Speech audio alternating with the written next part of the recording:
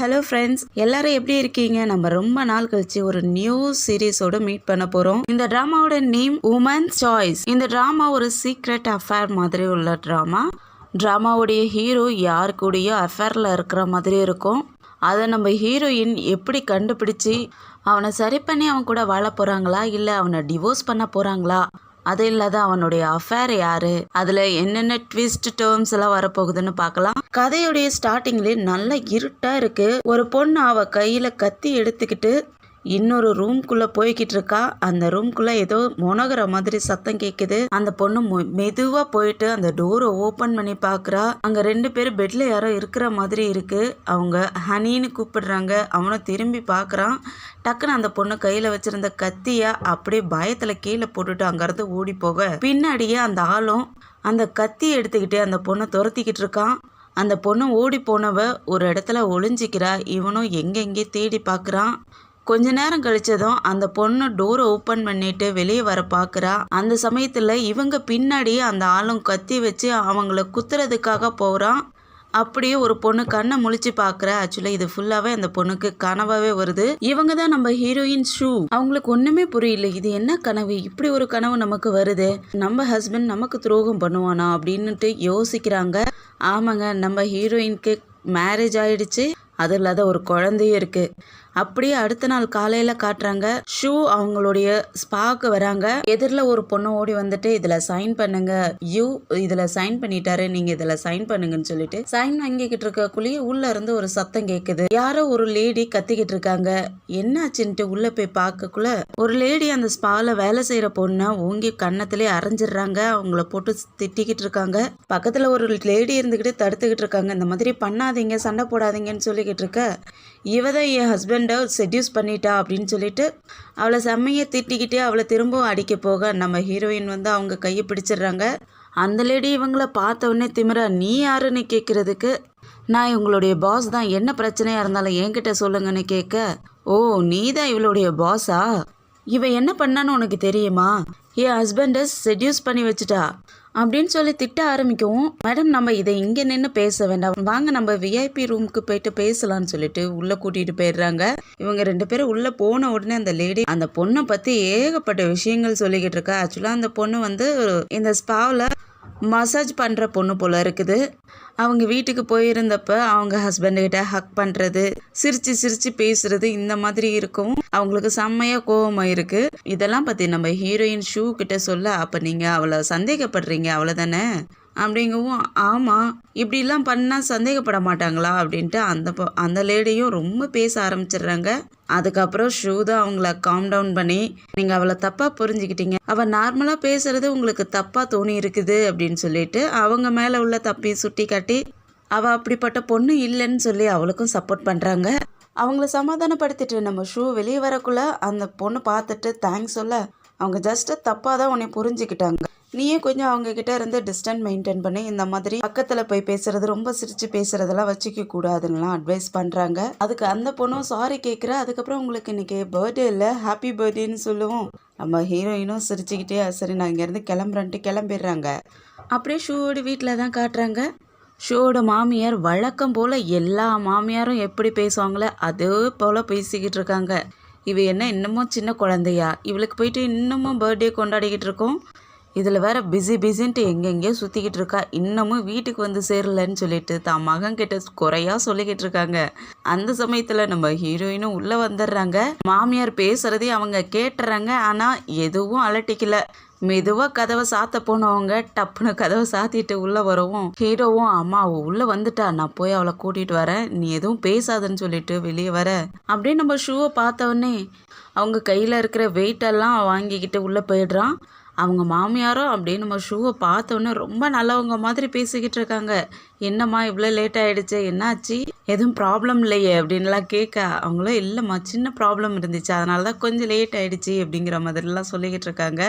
அந்த மாமியார் நல்லா பேசுகிற மாதிரியே பேசிக்கிட்டே, ஒரு குழந்தை இருக்குங்கிறது கூட நீ மறந்துட்டியா, இப்படி வெளியே சுற்றிக்கிட்டே இருக்க, குழந்தைய பார்த்துக்க மாட்டேங்கிற அப்படின்ட்டுலாம் குறையா சொல்ல ஆரம்பிச்சிடுறாங்க.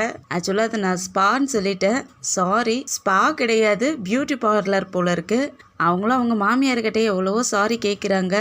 சாரிம்மா கொஞ்சம் லேட் ஆகிடுச்சு, பார்லரில் சின்ன ப்ராப்ளம், அதனால தான் கொஞ்சம் லேட் ஆகிடுச்சு. அதுவும் இல்லாத என் ஹஸ்பண்ட் வீட்டில் தானே இருக்காரு, அவர் குழந்தைய பார்த்துக்குவார், ஒன்றும் ப்ராப்ளம் இல்லை, என் ஃப்ரெண்ட்ஸுங்களோட ஹஸ்பண்ட் கூட பார்த்துக்க தான் செய்கிறாங்க, அந்த மாதிரிலாம் சொல்லிக்கிட்டு இருக்காங்க. ஆக்சுவலாக இந்த பியூட்டி பார்லர் கூட நம்ம ஹீரோயின் போல இருக்கு, ஹீரோது கிடையாது.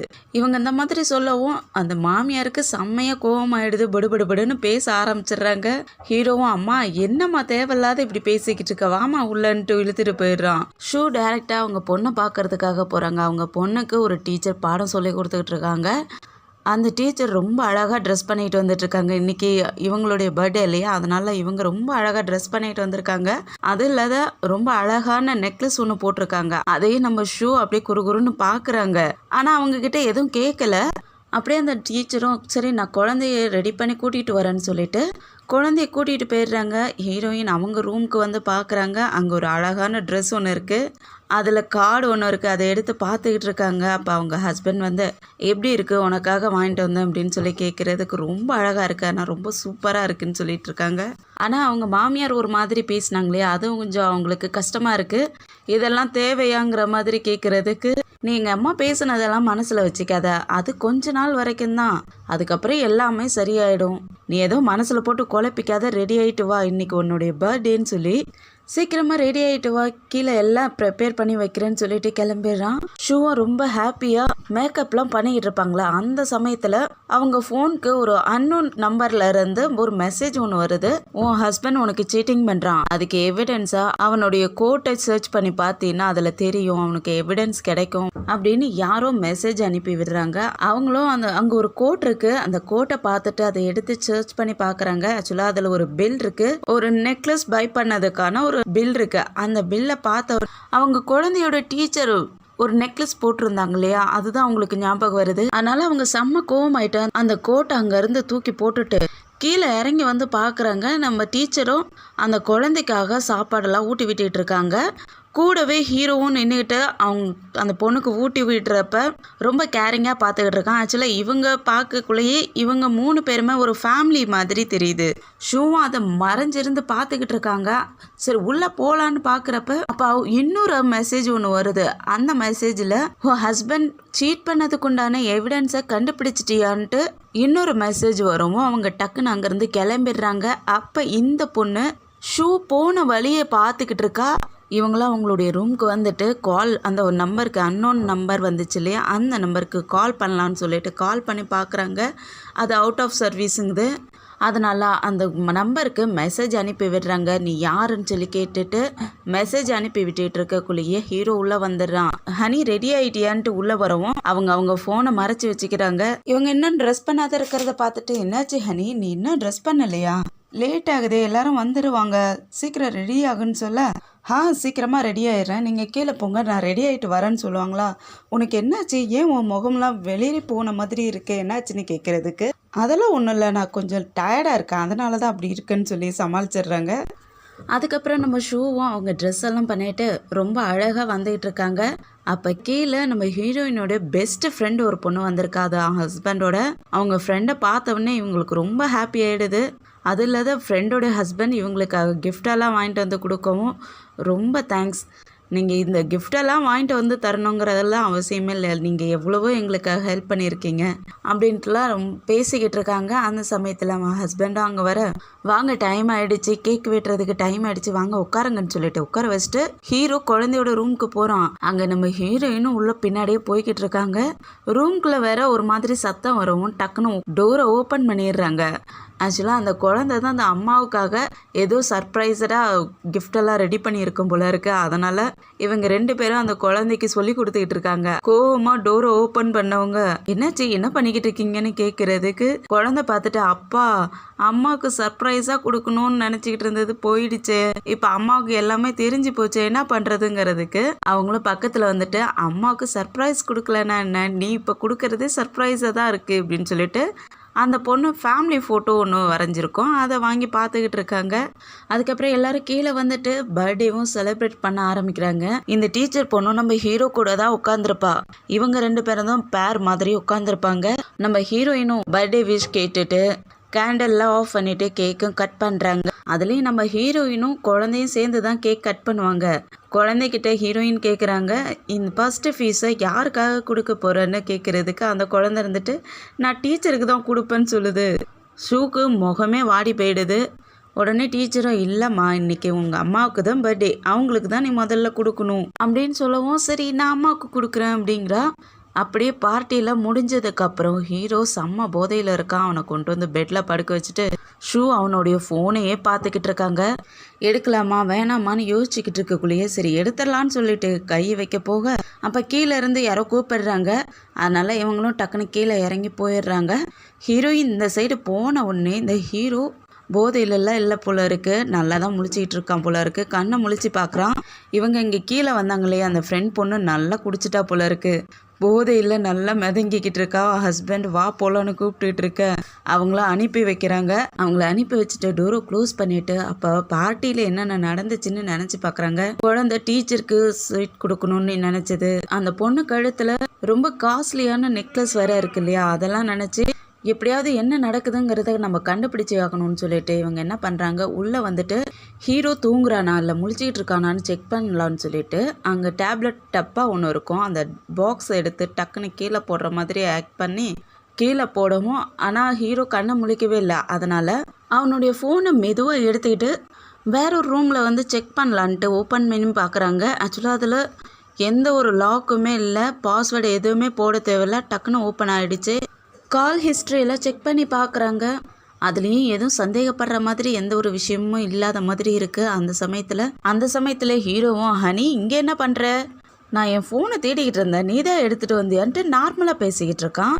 ஸூவும் மனசில் பட்டதை டக்குன்னு கேட்டுடலான்ட்டு, ஹனி நீங்கள் எனக்கு சீட்டிங் எதுவும் பண்ணலல்ல அப்படின்ட்டு டைரெக்டாகவே கேட்டுடுறாங்க. அதுக்கு அவனும், நான் சத்தியம் பண்ணி சொல்கிறேன், நான் உனக்கு துரோகம் பண்ணணும்னு நினைக்கவே இல்லை, இப்போ வரைக்கும் நான் உனக்கு துரோகமே பண்ணதும் கிடையாது, ப்ளீஸ் என்னை நம்பு, ஒரு நிமிஷம் வெயிட் பண்ணுன்னு சொல்லிட்டு உள்ளே போயிட்டு ஒரு பாக்ஸை எடுத்துகிட்டு வந்து பக்கத்தில் வந்துட்டு, நமக்கு மேரேஜ் ஆகி ரொம்ப வருஷம் ஆயிடுச்சு, ஆனால் நம்ம 2 பேருமே ரொம்பவே பிஸியாக இருந்துக்கிட்டு இருக்கோம். எனக்கு தெரியுது நான் உனக்கு ஏற்ற ஆள் இல்லைங்கிறது எனக்கு தெரியுது, என் இதயத்தில் நீ மட்டும்தான் இருக்க, என் மனசுக்குள்ளே நீ மட்டும்தான் இருக்கன்னு சொல்லிட்டு இதை பாருன்னு சொல்லிட்டு அந்த பாக்ஸையும் அவங்க கையில் கொடுக்குறான். அதை ஓப்பன் பண்ணி பாருன்னு சொல்கிறான். அவங்களும் அதை ஓப்பன் பண்ணி பார்க்குறாங்க. அதில் 2 கம்மல் இருக்குது. இது உனக்கு பிடிச்சிருக்கான்னு கேட்க ஆன்னு சொன்னவும், சார் நான் இப்போ போட்டு விடுறேன்னு சொல்லிட்டு போட்டு விட போக, இல்லை இப்போ வேண்டாம் நாளைக்கு போட்டுக்கிறேன், இன்றைக்கி நான் குடிச்சிருக்கேன்ல, டைமண்ட் கம்மல் தொலைஞ்சு போயிடும் அப்படின்னு சொல்லவும், ஆமாம் நீ சொல்கிறதும் சரிதான், சரி வா நம்ம சீக்கிரமாக தூங்கலான்னு சொல்லிட்டு கூட்டிகிட்டு போயிடுறான். ஷூவும் தனியாக வந்துட்டு அந்த ஸ்லீப் ஒன்று வச்சுருந்தாங்க இல்லையா, அந்த நெக்லஸ்க்கு உண்டான ஸ்லீப், அதை வச்சுக்கிட்டே அதை கூகுளில் போட்டு சர்ச் பண்ணி பார்க்குறாங்க. ஆக்சுவலாக அந்த பொண்ணு வியர் பண்ணியிருந்தா இல்லையா ஒரு நெக்லஸ், அதோட டைமண்ட் கம்மல் தான் அது. அதை பார்த்தோன்னே அவங்களுக்கு ரொம்ப ஷாக்காக இருக்குது. அப்போனா இவனுக்கு நாம் ஒரு சைடில் ஒரு ஃப்ரீயான ஒரு கம்மலுக்கு ஏற்ற மாதிரி சாதாரண ஒரு பொண்ணு மாதிரி தான் அவன் நம்மளை யோசிச்சுக்கிட்டு இருக்கானான்னு யோசிக்கிறாங்க.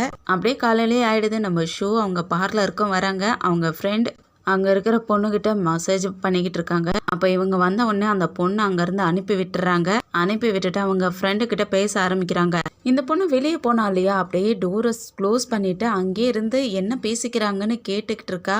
அப்போ அங்கே அந்த ஃப்ரெண்ட் பொண்ணு இருக்கா இல்லையா, எங்கே உன் ஹஸ்பண்ட் உன் கூட வரலையான்னு கேட்குறதுக்கு, இல்லை அவர் குழந்தைய பார்த்துக்கிறாரு அப்படின்னு சொல்ல, எனக்கும் புரியுது, உன் ஹஸ்பண்ட் ஃபேமிலிக்கு முக்கியத்துவம் கொடுக்குற ஆளுங்கிறது எனக்கும் புரியுதுங்க, உன் ஹஸ்பண்ட் மட்டும் என்ன, அவரும் ரொம்ப நல்லவருங்கிற மாதிரி பேசுகிறாங்க. ஆனால் அந்த பொண்ணுக்கு அவங்க ஹஸ்பண்ட் மேலாம் எந்த ஒரு இன்ட்ரெஸ்ட்டும் இல்லாத மாதிரி பேசுகிறா, ரொம்ப வெறுத்து போன மாதிரி பேசுகிறா. அவர் எங்கே இங்கே இருக்காரு, எப்போ பார்த்தாலும் மீட்டிங்கிறாரு அப்படிங்கிற மாதிரி பேசவும், உனக்கு எப்போவுமே உன் ஹஸ்பண்ட் மேலே சந்தேகமாக வந்தது இல்லையா அப்படின்னு ஷூ கேட்குறதுக்கு வந்திருக்கு. ஆனால் என்னால் அவனை டிவோர்ஸ் பண்ண முடியாது.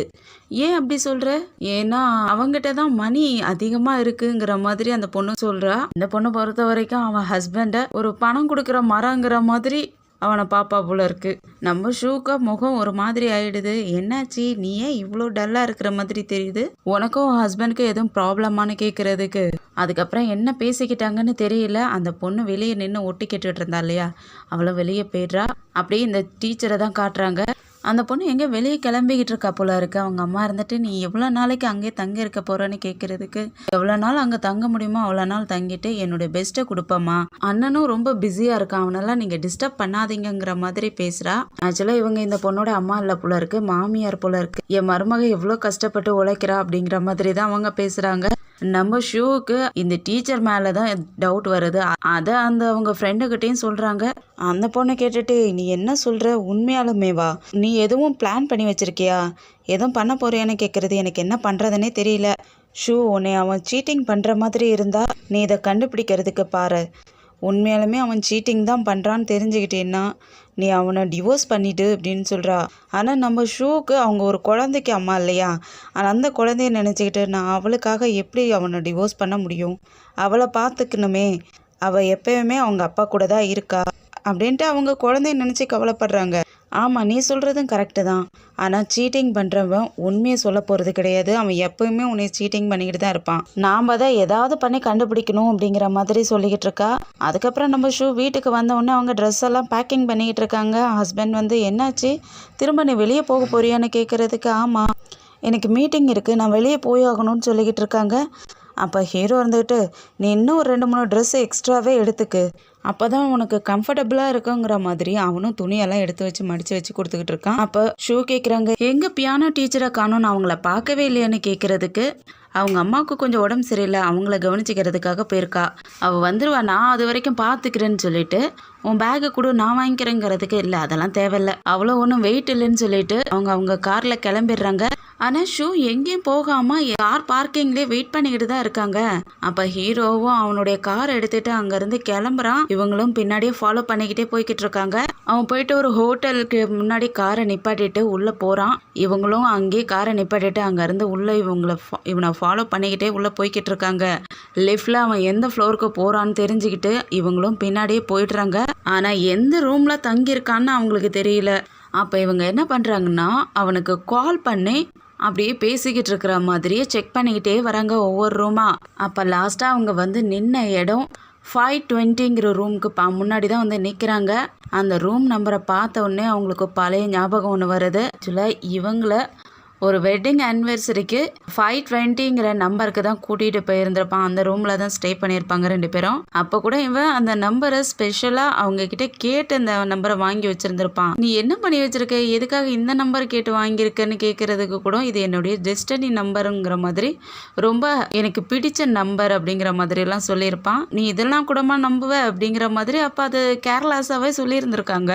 அதெல்லாம் நினச்சி பார்த்துக்கிட்டே அழுதுகிட்டே காலிங் பெல்லை கிளிக் பண்ண அவனும் டோரை ஓப்பன் பண்ணுறான். முன்னாடி நம்ம ஷூ நிற்கிறாங்க. ஹீரோ அவங்கள பார்த்து ஹனி நீயா அப்படின்ட்டு ஷாக் ஆகுறான். அங்கேருந்து தான் ஆரம்பிக்குது. ஹீரோயின் ஷூவும் செம்ம கோவத்தோட உள்ளே தேடி பார்க்குறாங்க. ஹீரோவும் என்னாச்சு, என்னத்தை தேடிக்கிட்டு இருக்கேன்னு கேட்குறதுக்கு எங்கே அவன்னு கேட்குறாங்க. யாரை கேட்குற, யார் தேடி இங்கே வந்திருக்கேன்னு கேட்குறதுக்கு எங்கே லீமோன்னு கேட்டுட்டு இருக்காங்க. அவனும் என்ன லீமோவா, லீமோவை எதுக்கு இங்கே தேடிக்கிட்டு இருக்க அப்படின்னு கேட்குறதுக்கு நீ லீமோ கூட தானே அஃபேரில் இருக்க, உண்மையை சொல்லி எனக்கு நல்லாவே தெரியும், லீமோ எங்க அப்படின்ட்டு செம்மையாக கத்திக்கிட்டு இருக்காங்க. நீங்கள் எங்கிட்ட போய் சொல்லாதீங்க, நீங்கள் யார் கூடயே தங்குறதுக்காக தானே இங்கே வந்திருக்கீங்கன்னு சொல்லிட்டு சண்டை போட்டுக்கிட்டே தேட ஆரம்பிக்கவும் நீங்கள் இதை பற்றியெல்லாம் பேச வேணாம், வா வீட்டுக்கு போகலான்னு சொல்லி கூப்பிடுறதுக்கு இல்லை, நான் இங்கேருந்து வரப்போகிறது இல்லை, நான் இங்கே தான் இருப்பேன், அவள் யாருங்கிறத நான் பார்க்குற வரைக்கும் இங்கே தான் இருப்பேன்ட்டு அங்கே உட்காந்துக்கிறாங்க. அவனுக்கு அப்போ தான் புரிய வருது, நீ பிஸ்னஸ் ட்ரிப்புக்காக வெளியூர் போக வேண்டியவல்ல, நீ எப்படி இங்கே வந்த, அப்போ நீ என்னை ஃபாலோ பண்ணிகிட்டே வந்தியான்னு கேட்குறதுக்கு அவங்களும் அப்போ நீங்கள் மட்டும் என்ன என்கிட்ட பொய் சொல்லிக்கிட்டு இருக்கீங்கள அப்படின்ட்டு இவங்க கேட்க ஆரம்பிக்கவும் இல்லை நீ என் மேலே ரொம்ப சந்தேகப்பட ஆரம்பிச்சிட்டா, நான் இங்கே இருக்க போகிறதில்ல, நான் இங்கேருந்து கிளம்புறேன்னு சொல்லிட்டு அவன் ட்ரெஸ்ஸை எடுத்துக்கிட்டு அங்கேருந்து கிளம்ப போக பார்க்குறான். இவங்களும் பின்னாடியே இருந்துட்டு இல்லை நீ போகக்கூடாதுன்ட்டு பின்னாடியே வந்துகிட்டு இருக்கக்குள்ளேயே அந்த ரூமுடைய டோரை யாரோ நாக் பண்ணுறாங்க. இவங்களும் டோரை ஓப்பன் பண்ணி பார்த்தா ஒரு லேடி ஒரு ஒயின் பாட்டிலை கொடுத்துட்டு இது உங்களுக்காக இந்த ரூமுக்கு கிஃப்ட் கொடுத்துருக்காங்கன்னு சொல்லிட்டு சொல்லவும் ஷூவுக்கு செம்மையாக கோவம் ஆயிடுது. எங்கே அவன்னு கேட்குறதுக்கு அவங்க கீழே தான் இருக்காங்கன்னு சொல்கிறாங்க அந்த பொண்ணு. அதனால் அவங்க சட்டுன்னு அங்கேருந்து கிளம்பி லிஃப்டில் கீழே இறங்கிடுறாங்க. இவனும் பின்னாடியே ஓடி வந்து பார்க்குறான். ஆனால் அதுக்கு முன்னாடி இவங்க லிஃப்டில் மூடிட்டு கிளம்பிடுறாங்க. கீழே போயிட்டு ரிசப்ஷன்லேயே கேட்குறாங்க, அதாவது 520 ரூம் நம்பருக்கு யாரோ வைனை கிஃப்டாக அனுப்பியிருந்தாங்க, அவங்க யாருன்னு உங்களுக்கு தெரியுமா அவங்கள நான் பார்க்கணுங்கிறதுக்கு இப்போ தான் கிளம்புனாங்க மேடம்னு சொல்லவும் இவங்களும் பின்னாடியே ஓட போகிறாங்க. ஹீரோவும் பின்னாடியே ஓடி வரான். ஆனால் அந்த ரூம்க்காக அந்த வயனை கிஃப்ட் பண்ணா இல்லையா, அந்த பொண்ணு காரில் ஏறி அதுக்கு முன்னாடியே கிளம்பிடுறா. ஹீரோயினும் கையில் மாட்டாத போயிட்டாலன்ட்டு செம்மையாக டென்ஷனில் நிற்க ஹீரோவும் பின்னாடியே ஓடி வந்துட்டு என்ன பண்ணுற ஹனின்ட்டே வர அவங்க செம்ம கோவத்தில் அங்கேருந்து கிளம்பிடுறாங்க. டேரெக்டாக வீட்டுக்கு வந்து குழந்தைய எடுத்துக்கிட்டு அங்கே வெளியே போக பார்க்குறாங்க. மாமியாரும் பின்னாடியே ஓடி வராங்க. என்ன பண்ணுற, எதுவுமே புரியாத நீ பாட்டுக்கு குழந்தைய மட்டும் இழுத்துட்டு போய்கிட்டு இருக்க, எதுக்காக இழுத்துட்டு போகிற, நில்லுன்ட்டு பின்னாடியே ஓடி வர ஹீரோவும் ப்ளீஸ் புரிஞ்சிக்கு ஷூ, நான் எந்த தப்புமே பண்ணலை, நீ ஜஸ்ட் மிஸ் அண்டர்ஸ்டாண்டிங் பண்ணிக்கிட்டு இருக்க அப்படிங்கிறதுக்கு. அப்போ தான் நீங்கள் 520ங்கிற ரூம் நம்பரில் நீங்கள் என்ன பண்ணிக்கிட்டு இருந்தீங்க, அதுக்கு பதில் சொல்லுங்கன்னு கேட்குறதுக்கு உண்மையாலுமே நான் எந்த தப்புமே பண்ணலாங்கிறான் மாமியாரும். நீ என் பிள்ளைக்கு தப்பு சொல்லிக்கிட்டு இருக்கியா, அவன் அந்த மாதிரி பையன் இல்லைன்னு சப்போர்ட் வாங்கிக்கிட்டு இருக்காங்க. அப்போ இவங்க டென்ஷன் ஆகிட்டு குழந்தை இழுத்துக்கிட்டு அங்கேருந்து போகலான்னு ட்ரை பண்ணிக்கிட்டு இருக்காங்க. மாமியார் விட மாட்டேங்கிறாங்க. தள்ளி போங்கன்னு சொல்லிட்டு கையை எடுத்து விடவும் அங்கே டக்குன்னு டோரில் இடிச்சிக்கிறாங்க. அந்த குழந்தையும் கத்த ஆரம்பிச்சிடுறா அப்பா அப்பான்ட்டு. அவனும் அந்த குழந்தைய தூக்கி வச்சுக்கிறான். ஷூவும் கோவம் ஆகிட்டு அங்கேருந்து வெளியே கிளம்பிடுறாங்க. அதுக்கப்புறம் அவங்க கார் பார்க்கிங்லேயே உட்காந்துட்டு செம்மையாக அழுதுகிட்டு இருக்காங்க. அப்படியே காலையிலே ஆயிடுது. ஹீரோவும் கிளம்பி ரெடி ஆகிட்டு கீழே வர அவங்க அம்மா பார்த்துட்டு என்ன அவள் நைட்டு ஃபுல்லாக வரவே இல்லையான்னு கேட்குறதுக்கு ஆமாம்மா அவள் வரவே இல்லை, என்ன தான் பண்ணிக்கிட்டு இருக்கான்னு தெரியலங்கிறதுக்கு இவன் இந்த மாதிரி பண்ணுவான்னு நானும் எதிர்பார்க்கல அப்படிங்கிற மாதிரி பேசுகிறாங்க. அதுவும் இல்லாத நீ எவ்வளோ கஷ்டப்பட்டிருப்ப, ஆனால் அவள் அதை புரிஞ்சிக்காமல் இருக்கா. இப்போ என்ன பண்ணுறதுங்கிறதுக்கு எனக்கு என்னவோ இந்த மாதிரி போய்கிட்டே இருந்துச்சுன்னா நாங்கள் 2 பேரும் டிவோர்ஸ் ஆகிற மாதிரி வரும்னு தோணுதுமா அப்படிங்கிறதுக்கு நல்ல வேலை இவ்வளோ நல்லா கஷ்டப்பட்டதுக்கு நமக்கு பலன் கிடைச்சிருச்சுங்கிற மாதிரி அந்த லேடி பேசுகிறாங்களா. அம்மா என்ன பேசுகிற, இந்த மாதிரிலாம் இங்கே பேசக்கூடாதுங்கிறதுக்கு அவள் தான் இப்போ இல்லையே, இருந்தாலும் நீ இப்படி பேசாதம்மா, அவள் டக்குன்னு உள்ளே வந்திருந்தாலோ இல்லை நமக்கு தெரியாத எங்கேயாவது இருந்தான்னா என்ன ஆகிறது, வாயை மூடுமா அப்படின்றான். அப்போ இவங்க 2 பேரும் ஏதோ திருட்டு வேலை பண்ணுறாங்க போல இருக்குது. இங்கே நம்ம ஹீரோயின் காரில் உட்காந்து அழுதுகிட்டே இருந்தாங்க இல்லையா, அவங்க கார்லேயே உட்காந்து தூங்கியே போயிட்டாங்க போல இருக்குது. காலையில் அவங்களுக்கு ஒரு மெசேஜ் வருது ஃபோனில். அந்த மெசேஜை எடுத்து பார்க்குறாங்க. அதில் இப்போதைக்கு இது எல்லாத்தையும் நிப்பாட்டிட்டுன்னு சொல்லி வருது. அதனால் அவங்க எம்ப்ளாயியில் ஃபைல்ஸ் எல்லாம் எடுத்து பார்த்துக்கிட்டு இருக்காங்க. இந்த சைடு இந்த ஹீரோ இருக்கான் இல்லையா, இவன் என்ன பண்ணுறான்னா யாருக்கோ கால் பண்ணி பேசிக்கிட்டு இருக்கான். நல்ல வேலை நீ வரல, ஆனால் நீ அனுப்பி வச்ச வைனால் ஆல்மோஸ்ட் நான் செத்துருப்பேன். ஆனால் இந்த விஷயம் அவளுக்கு எப்படி தெரிஞ்சிச்சு, நல்ல வேலை நம்ம 2 பேர்த்தையும் ஒன்றா அவள் பார்க்கல, பார்த்துருந்தா என்ன ஆயிருக்கும்னே தெரியல. சரி அப்புறமா பேசலான்னு சொல்லிட்டு காலை கட் பண்ணிடுறான். இங்கே நம்ம ஹீரோயினுக்கு அந்த பியானோ டீச்சர் லீமோ மேலே தானே சந்தேகம் இருக்குது. அதனால் அவங்க என்ன பண்ணுறாங்க, அவங்கள தேடி அவங்க இருக்கிற இடத்துக்கு அட்ரஸை தேடி வராங்க.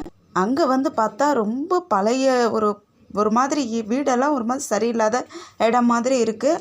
அந்த இடத்துல ஒரு லேடி நிற்கிறாங்க. அவங்கக்கிட்ட போய்ட்டு லீமாவை பற்றி விசாரிக்கிறதுக்கு அவங்க இங்கே இல்லைம்மான்னு சொல்கிறாங்க. அப்போ நீங்கள் அவங்களுக்கு என்ன வேணும்னு கேட்குறதுக்கு நான் அவங்களோட ஆன்ட்டி அவள் இப்போ இங்கே இல்லை, ஹாஸ்பிட்டலில் இருக்கா, அவங்க அம்மாவுக்கு உடம்பு சரியில்லை, ஹாஸ்பிட்டலில் இருக்கான்னு சொல்கிறாங்க. அப்படியே இங்கே ஹாஸ்பிட்டலில் காட்டுறாங்க.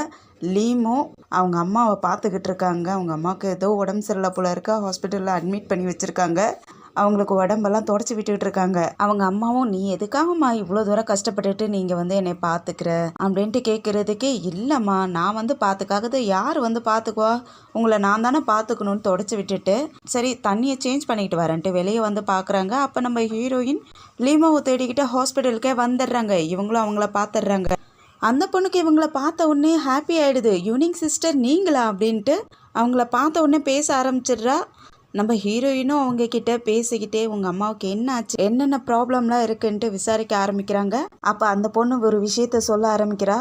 ஆக்சுவலாக எங்கள் அப்பா நான் ஸ்கூல் படிக்கக்குள்ளேயே எங்கள் அப்பா வேற ஒரு பொண்ணோட இழுத்துட்டு ஓடி போயிட்டாரு. அதுக்கப்புறம் எங்கள் அம்மாவுக்கு கொஞ்சம் கொஞ்சமாக உடம்பு சரியில்லாத போயிடுச்சு. என்னைய தனியாக தானே அவங்க பார்த்துக்கிட்டாங்க. அவங்க வேலை செஞ்சு பார்த்துக்கிட்டதால அவங்களால உடம்பு சரியில்லாத போயிடுச்சு.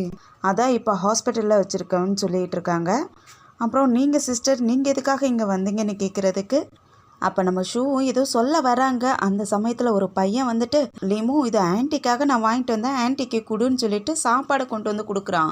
நீ எதுக்காக இவ்வளோ தூரம் கஷ்டப்பட்டு கொண்டு வந்திருக்க, நானே பார்த்துக்குவேன்லங்கிறதுக்கு என்னோட கடமை, அதை நான் செய்யக்கூடாதா அப்படின்ட்டு அந்த பையனும் கொடுக்க அப்போ இந்த பொண்ணு அவங்களுக்கு இன்ட்ரடியூஸ் பண்ணி வைக்கிறா. இந்த பையன் என்னுடைய பாய் ஃப்ரெண்ட் அப்படின்னு சொல்லி இன்ட்ரடியூஸ் பண்ணி வைக்கும். நம்ம ஷூக்கு இப்படி ஷாக் ஆகுது. அப்போ நம்ம இவளை தப்பாக தான் புரிஞ்சுக்கிட்டோமோன்ட்டு யோசிக்கிறாங்க. அந்த பையனும் தன்னுடைய பிஸ்னஸ் கார்டை எடுத்து கொடுக்குறான். ஆக்சுவலாக இவன் ஒரு லாயர். அவங்களும் இதை பார்த்துட்டு நீங்கள் ஒரு லாயரானு கேட்குறதுக்கு ஆமாம், ஆனால் நான் இப்போது ஒருத்தருக்கு அசிஸ்டண்ட்டாக தான் வேலை செஞ்சுக்கிட்டு இருக்கேன்னு சொல்கிறான். சரி அப்போனா நான் கிளம்புறேன்னு சொல்லிட்டு கிளம்ப போனவங்க அப்போ தான் அவங்களுக்கு ஞாபகம் வருது, லீமோ நீ அன்னைக்கு ஒரு நெக்லஸ் ஒன்று வியர் பண்ணியிருந்தல்ல, அது எங்கன்னு கேட்குறதுக்கு ஆக்சுவலாக சிஸ்டர் அதை நான் ஒரு வாடகைக்காக தான் வாங்கியிருந்தேன், அதை ரிட்டன் கொடுத்துட்டேன் அப்படின்னு சொல்லவும், ஓ அப்படியா, அது ரொம்ப க்யூட்டாக இருந்துச்சு அதனால தான் கேட்டேன், சரி நான் கிளம்புறேன்னு சொல்லிட்டு அவங்களும் அங்கேருந்து கிளம்பிடுறாங்க. அங்கேருந்து கிளம்புனவங்க டேரெக்டாக அவங்க ஃப்ரெண்டை பார்க்குறதுக்கு தான் வராங்க. ஹோட்டலில் வந்து வெயிட் பண்ணிக்கிட்டு இருக்கக்குள்ளே இந்த பொண்ணும் வந்துடுறா.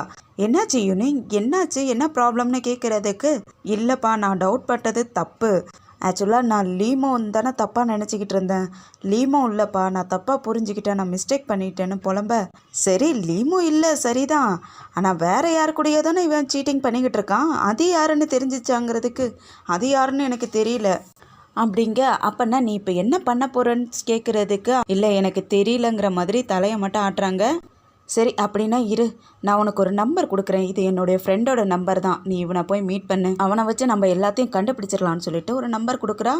நம்ம ஹீரோயினும் அங்கேருந்து கிளம்பி அவனை தேடி வராங்க.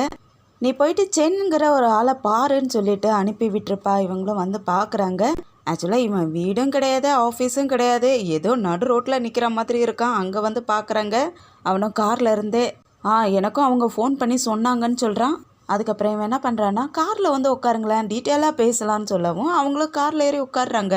அதுக்கப்புறம் அவங்களுடைய எம்ப்ளாயீஸ்க்கு உண்டான ஃபைல்ஸையும் கொடுக்குறாங்க. அது இல்லாத ஒரு நெக்லஸ் பை பண்ணதுக்கான பில் இருந்துச்சுல்ல, அதெல்லாம் கொடுத்துட்டு அவனுடைய ஃபோட்டோஸையும் அவங்க ஹஸ்பண்டோடைய ஃபோட்டோஸையும் கொடுக்குறாங்க.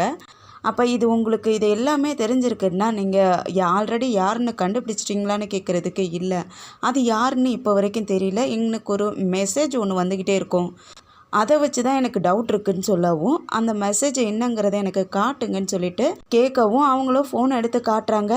அவனும் அதெல்லாம் வாங்கி பார்த்துட்டு, இது கொஞ்சம் டிஃபிகல்ட்டு தான், ஆனால் இருந்தாலும் நான் உங்களுக்கு பெஸ்ட்டை கொடுக்குறேன், யாருங்கிறத நம்ம சீக்கிரமாக கண்டுபிடிச்சிடலாம் அப்படின்னு சொல்லிட்டு அனுப்பி விடுறான். அவங்களும் சரி காரை விட்டு இறங்கலான்னு சொல்லிட்டு ட்ரை பண்ண, அந்த காருடைய டோர் வந்து கொஞ்சம் லாக் ஆகிட்டு ஓப்பன் ஆக மாட்டேங்குது. அதனால் இவன் வந்துட்டு அந்த கார் டோரை ஓப்பன் பண்ணி விடுறான். இது கொஞ்சம் ஓல்டு மாடல், அதனால தான் உங்களுக்கு கார் டோரை ஓப்பன் பண்ண முடியலன்னு சொல்லிட்டு ஓப்பன் பண்ணி விட்டுறான். அவங்களும் அதை நார்மலாகவே எடுத்துக்கிட்டு ஒன்றும் நினைக்காம வெளியே வந்துடுறாங்க. அதுக்கப்புறம் நம்ம ஹீரோயின் அவங்க வீட்டுக்கும் வராங்க. மாமியாரும் வந்து பார்த்துட்டு, ஓ இவ்வளோ நேரம் கழிச்சு தான் இப்போ தான் நீ வீட்டுக்கு வருவியா அப்படின்னு சொல்லிட்டு கேட்குறதுக்கு, என்னம்மா பாப்பா தூங்கிட்டாளான்னு கேட்குறாங்க. அவள் தூங்குனா என்ன தூங்கலைன்னா உனக்கு என்ன, அவளை பற்றி நீ கவலைப்படுறியா, இதுக்குமே நீ கவலைப்படுறதில்ல, உன்னோட இஷ்டம் எப்படியோ அப்படி தானே நடந்துக்கிட்டு இருக்கேன்ட்டு அவங்க பட்டகம் படுபடுன்னு பேச ஆரம்பிச்சிடுறாங்க. அதனால் இவங்களும் கோவமாயிட்டு, உங்கள் சைடு தப்பை வச்சுக்கிட்டு என்னக்கிட்ட இந்த மாதிரி பேசுகிற வேலை வச்சுக்காதீங்க, நான் போயிட்டு தூங்க போகிறேன்னு சொல்லிட்டு குட் நைட் சொல்லிட்டு கிளம்பிடுறாங்க. மாமியாருக்கு மூக்கு உடைஞ்ச மாதிரி ஆயிடுச்சு. டைரெக்டாக உள்ளே வந்து அவங்க குழந்தைய தான் பார்க்குறாங்க. அவங்க தூங்கிக்கிட்டு இருக்காங்க. ஹீரோ இருந்துக்கிட்டே, என்னாச்சு, கொஞ்ச நாளாக நமக்குள்ளே ரொம்பவே மிஸ் அண்டர்ஸ்டாண்டிங் நடந்துக்கிட்டே இருக்குன்னு நான் நினைக்கிறேன், ஸோ நான் உங்ககிட்ட பேசணும், இப்போதைக்கு குழந்தை தூங்கிக்கிட்டு இருக்கா, இங்கே பேச நான் வா வெளியே போகலான்னு சொல்லிட்டு வெளியே கூட்டிகிட்டு வந்து, என்ன ஹனி ஆச்சு, நீ ஏன் இந்த மாதிரி நடந்துக்கிட்டு இருக்க, ப்ளீஸ் புரிஞ்சுக்கி, நான் எந்த தப்புமே பண்ணலை, அந்த ஒயின் யார் ஆர்டர் பண்ணாங்க, யார் எனக்காக கிஃப்ட் பண்ணாங்கன்னு எனக்கு தெரியல அப்படின்னு சொல்லவும், எனக்கு தெரியுங்கிறாங்க. அதுக்கப்புறமும் ஏன் இவ்வளோ கோவப்பட்டுக்கிட்டு இருக்க, ப்ளீஸ் என்னை புரிஞ்சிக்கோன்னு சொல்லிட்டு அவங்கக்கிட்ட நெருங்கிறதுக்காக பார்ப்பான். ஆனால் அவங்க இல்லை நான் போயிட்டு தூங்க போகிறேன், நீ இப்போதைக்கு என்னை டிஸ்டர்ப் பண்ணாதன்னு சொல்லிட்டு கிளம்பிடுறாங்க. உள்ளே வந்து அவங்க குழந்தைய பார்த்துக்கிட்டே இருப்பாங்களா, அப்போ ஹீரோட ஃபோனில் இருந்து ஒரு மெசேஜ் வருது. அதை ஓப்பன் பண்ணி பார்த்தா, நாளைக்கு நம்ம ஒரு ஸ்டோரில் மீட் பண்ணிக்கலான்னு சொல்லிட்டு ஒரு மெசேஜ் ஒன்று வருது. அதை பார்த்துக்கிட்டு இருக்கக்குள்ளேயே ஹீரோவும் வந்துட்டு, ஹனி என்னுடைய ஃபோன் கேட்குறதுக்காக வந்தாங்கவும் அவங்களும் ஃபோனை எடுத்துகிட்டு வந்து கொடுத்துட்டு போயிட்டு தூங்குங்கன்னு அனுப்பி விடுறாங்க.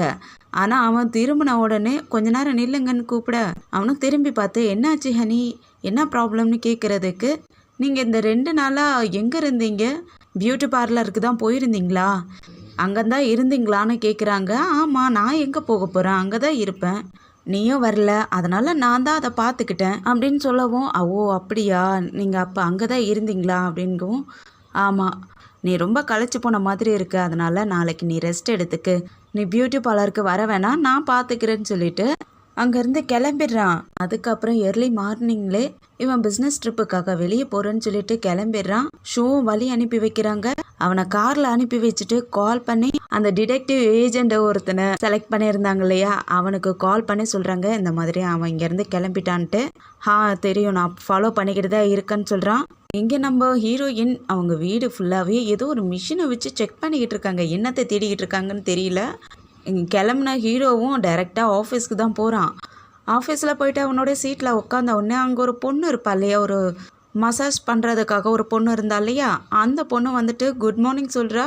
அவனும் குட் மார்னிங் சொல்கிறான். அவங்க பேசிக்கிறதுலே ஒரு மாதிரி டிஃப்ரெண்ட்டாக தெரிகிற மாதிரி இருக்குது. வீட்டில் நம்ம ஹீரோயின் ஏதோ ஒரு மிஷினை வச்சு தேடிக்கிட்டே இருந்தாங்க இல்லையா, அப்போ அவங்க மாமியார் பஜார்லேருந்து வந்துடுறாங்க காய்கறி எல்லாம் வாங்கிக்கிட்டு. இவங்கள பார்த்தவொடனே நீ என்ன பண்ணிக்கிட்டு இருக்கீங்கன்னு கேட்குறதுக்கு ஒன்றும் இல்லைம்மா சும்மா தான் அப்படிங்கிற மாதிரி சொல்லிக்கிட்டு இருக்காங்க. இன்னைக்கு மருமக வீட்டில் இருக்கிறதால அவங்களுக்கு ரொம்ப ஹாப்பியாக இருக்கும் போல இருக்குது. இப்படிதாம்மா வீட்டில் இருக்கிறவங்களையும் நல்லபடியாக பார்த்துக்கணும், ஹஸ்பண்டையும் நல்லபடியாக பார்த்துக்கணும் அப்படிங்கிற மாதிரிலாம் அட்வைஸ் மலையாக பொழிஞ்சிக்கிட்டு இருக்காங்க. அது இல்லாத நீ ஃப்யூச்சரை பற்றி ஏதாவது யோசிச்சிருக்கியான்னு கேட்குறாங்க. என்ன ஃப்யூச்சரை பற்றி கேட்குறீங்கன்னு கேட்குறதுக்கு அதாம்மா ஒரு பேர பையனை பற்றி கேட்குறாம்மா அப்படிங்கிறாங்க. உன்னுடைய குழந்தைக்கு எவ்வளோ வயசாயிடுச்சுல்ல, இப்போ இன்னொரு குழந்தைய பெற்றுக்கலாம்ல, ஒரு பையனை பெற்றுக்கிட்டா எனக்கும் ரொம்ப ஹாப்பியாக இருக்கிறோங்கிற மாதிரி பேசுகிறாங்க. அவங்களுக்கு செம்மையாக டென்ஷன் ஆகிடுது.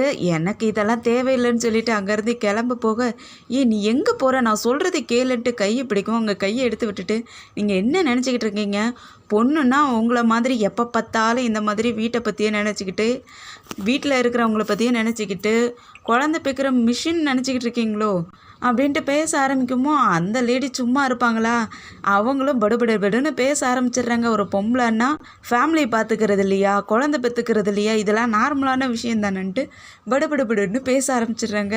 இவங்களுக்கு செம்மையாக டென்ஷன் ஆகிடுது. என்ன நினச்சிக்கிட்டு இருக்கீங்க, பொம்பளைனா எப்போ பார்த்தாலும் வீட்டை பார்க்கணும், குழந்தை பெற்றுக்கணும், இதே தான் நான் எப்போ பார்த்தாலும் இதே தான் பேசிக்கிட்டு இருக்கேன்.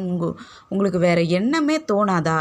இப்போல்லாம் பொம்பளைங்க எவ்வளோ வேலையில் முன்னேறிக்கிட்டு இருக்காங்க, டெக்னாலஜி ரீதியாக அவங்களும் முன்னேறிக்கிட்டு இருக்காங்க, அவங்களா ஓன் பிஸ்னஸ் நடத்திக்கிட்டு இருக்காங்க.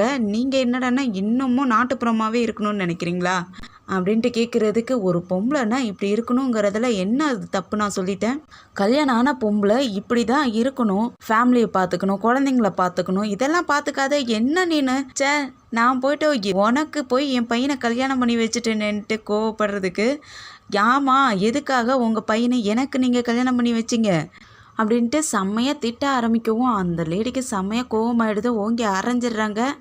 அரைஞ்சது மட்டும் இல்லாத திரும்பவும் திட்ட ஆரம்பிச்சிடுறாங்க. ஒரு குழந்தைக்கு அம்மாவாயிட்டு நீ இன்னமும் என் பையனை பற்றியே குறை சொல்லிக்கிட்டே இருக்க அப்படின்ட்டு திரும்பவும் திட்ட ஆரம்பிக்கவும் அவங்க கோவப்பட்டு திட்டி விட்டுட்டு அங்கேருந்து கிளம்பிட்டு காரில் போய் உட்காந்துக்கிறாங்க.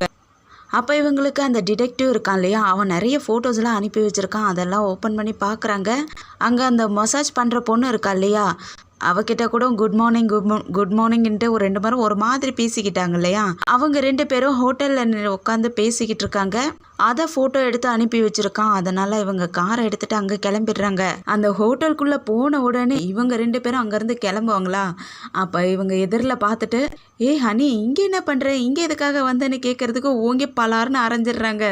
உனக்கு என்ன பைத்தியமா, எதுக்காகடி அடிச்சேன்னு கேட்குறதுக்கு இந்த பொண்ணும் குறுக்கால வந்து பேச ஆரம்பிக்குமா, ஒழுங்கா வாயை மூடிட்டு ஒதுங்கி நின்னுக்கு அப்படின்ட்டு அந்த பொண்ணையும் திட்டி விட்டுடுறாங்க.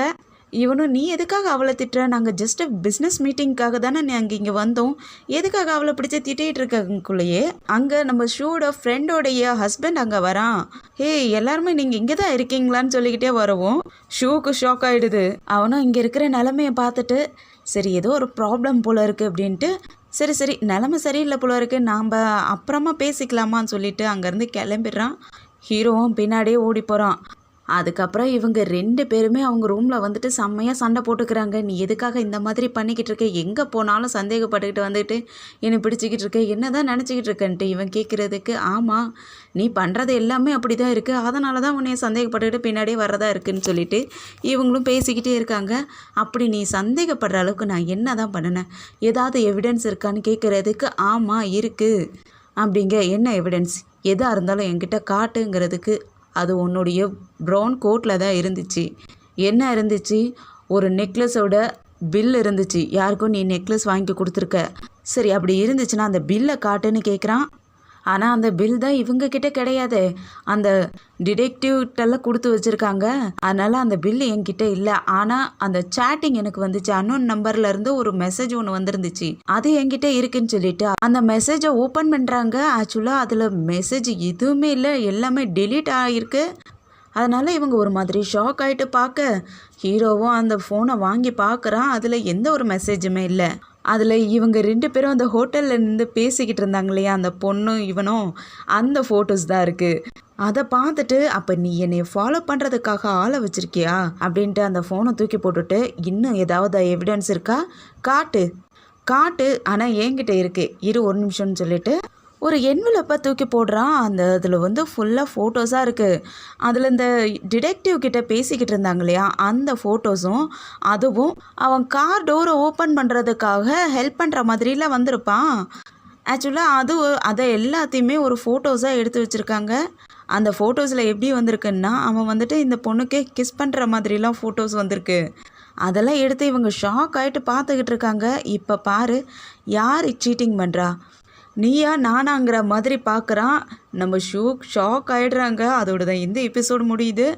ஹீரோ சீட்டிங் பண்ணுறான்னு நினச்சி பார்த்தா, இப்போ ஹீரோயினை சீட்டிங் பண்ணுறாங்க அப்படிங்கிற மாதிரிலாம் ஃப்ரேம் பண்ண மாதிரி தெரியுது. நாமளே அந்த சீனை பார்த்துருக்கோம். அவங்க இந்த ஹீரோவை ஃபாலோ பண்ணுறதுக்காக தான் ஆள் வச்சாங்க. ஆனால் இந்த ஃபோட்டோஸ் எப்படி வந்துச்சு, அதுவும் அவன் கிஸ் பண்ணுற மாதிரிலாம் ஃபோட்டோ இருக்கே, அது எப்படி வந்துச்சு அப்படிங்கிறதெல்லாம் அடுத்தடுத்த எபிசோடில் வெயிட் பண்ணி பார்க்கலாம். இந்த வீடியோ பிடிச்சிருந்துச்சுன்னா லைக் பண்ணுங்கள், உங்கள் ஃப்ரெண்ட்ஸ் அண்ட் ஃபேமிலிக்கு ஷேர் பண்ணுங்கள். அப்படியே நம்ம சேனலை சப்ஸ்கிரைப் பண்ணி பெல் ஐக்கனை கிளிக் பண்ணி வச்சுக்கோங்க. அடுத்த எபிசோடில் சந்திக்கிற வரைக்கும் பாய் அண்ட் தேங்க்யூ.